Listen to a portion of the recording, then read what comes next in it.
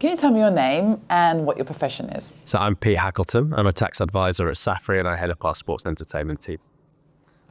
So tell me why your service is particularly important to young footballers on their pro journey.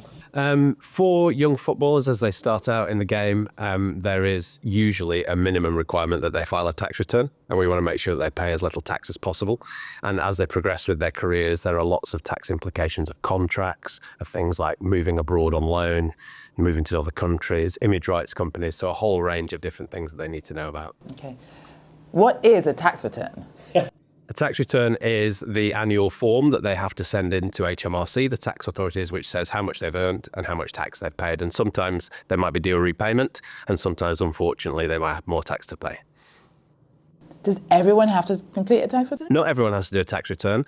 If you earn less than £100,000 a year, you don't have to file unless you have some other income. So if you've got some self-employment income, so maybe a small boot deal, or if you have some property income, if you've got a house and you've moved somewhere else, so you let your house out to someone else, you've got some rental income, you might still need to file one. And do you need a tax advisor to help you with that, or can you do it yourself? You don't need a tax advisor, but I would say there are obviously advantages sometimes to doing so because there are some expenses that you can claim. So if you paid for your own boots or shin pads, or if you're on loan and you're paying for travel to and from a temporary place of work, things like that, you can quite often save some tax. And what's the biggest myth or misconception about this world of tax?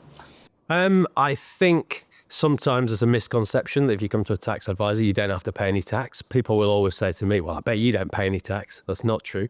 But I think, and also I think there's also sometimes a fear of asking for help. You know, people think, it might be a stupid question, I'm not going to ask. There's no such thing as a stupid question. My equivalent is IT, and I ask anything because I have no idea. So, you know, I would always say to people, pick up the phone, ask the question. It doesn't cost anything to ask, say.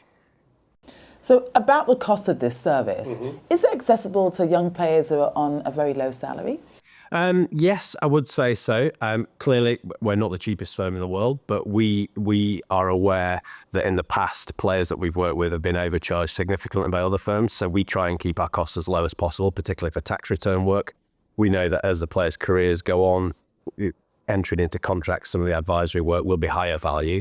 But I think on the tax return side, there's no reason why our costs should be significant. And what's the worst thing you've seen happen when people have got tax wrong? I've seen lots of things. Back in when I started in sport in about 2005, things like tax avoidance schemes were very popular. So people would invest in a film and they'd get tax relief of a greater amount than they actually invested. They'd claim the tax back. Quite often they'd spend it, and a few years later when the tax authorities came to inquire into it, they'd ask for the tax back and the money had gone. So that was difficult. We see quite often issues around players having to pay tax on their agents' fees, because the club usually pay the fees on behalf of the player. So there is tax to pay and the player hasn't then been informed. So they're left with a shock on the 31st of January. So there are lots of things like that. And how best can a player find the right person to help with their tax? We always say that any of the accounting firms should be able to do the tax returns. They should be able to do the basics. That should be the minimum requirement. The important thing is communication. We've always found that with the players. We know that everyone wants to communicate differently. Quite often now they want to communicate through WhatsApp. That's fine. Thankfully, I'm the oldest person in my team. We have a lot of youngsters who are very happy communicating with the players, and the players are often more comfortable with somebody around their own age. And I just think that communication thing is really important, because then it encourages the players to start taking an interest in their own affairs and asking questions. How can we make tax just easy to understand for young people where their brains are still developing? I mean, it is difficult. I mean, when you get into the full complexities of it, it is difficult, but the basics shouldn't be. So we should be able to explain to a young player, if you earn X amount, roughly you're going to pay Y in tax. So that they can look at their pay slip every month and think, well, have I been underpaid? Have I been overpaid? That shouldn't be difficult. I think particularly when we've started to look after players at 17 and 18 in the past, often they're not interested. I wouldn't have been at 17 or 18. But if we can explain it in a user-friendly way and they can see the benefit of not having a nasty surprise at some point, I think that's really helpful.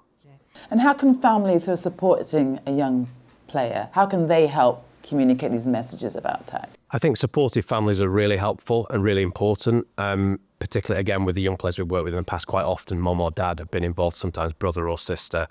who will come into those meetings and listen and either encourage the player to ask questions or probably have a conversation after when they feel a bit more relaxed. Before, you've built up a stronger relationship with the player. They obviously have great relationships with their parents, and therefore it can make it easier for them to engage sometimes. And what's the best practice that you've seen with a young player who's getting involved in understanding the tax world?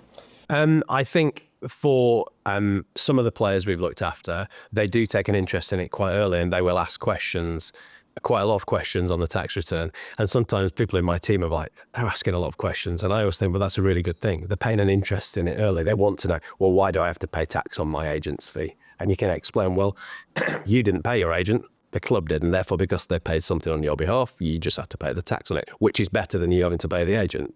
So things like that can be really helpful. And what if a player thinks they're getting this service in-house versus going direct to a company like yours? Yeah, by in-house, do you mean through the club? Through the club. Yeah. Through the ring.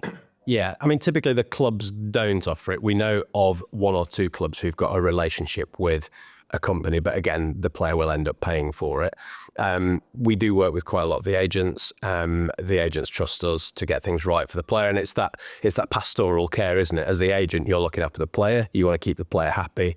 Particularly, you don't want them to have a nasty surprise on the tax side. So we'll work with Safri because we know that they'll get this right. What's a self-assessment tax return? That is when you file your tax return each year to tell the taxman how much tax you've got to pay. And what's a P11D? A P11D is a form that the club gives you each year to tell you anything that they've paid on your behalf. So it might be the agent or it might be a housing allowance. What's a benefit in kind? Benefit in kind is something that someone else pays on your behalf. So again, if the club provides something to you that has a value, that's a benefit in kind. Tax avoidance, good or bad? Generally bad. Tax advice and taking care to pay as little tax as possible within the rules is fine. Name one surprising fact about you. Okay, so one surprising fact about me is I have written a fictional novel some years ago. Never yet been published, but it's something I'd like to do one day. What's it called? It's called Mail Order, spelled MALE. Nice. Yeah, that is a surprise. Thank you. I think we're good. Excellent. Yeah. I nearly got through it without tripping. It was just that last one.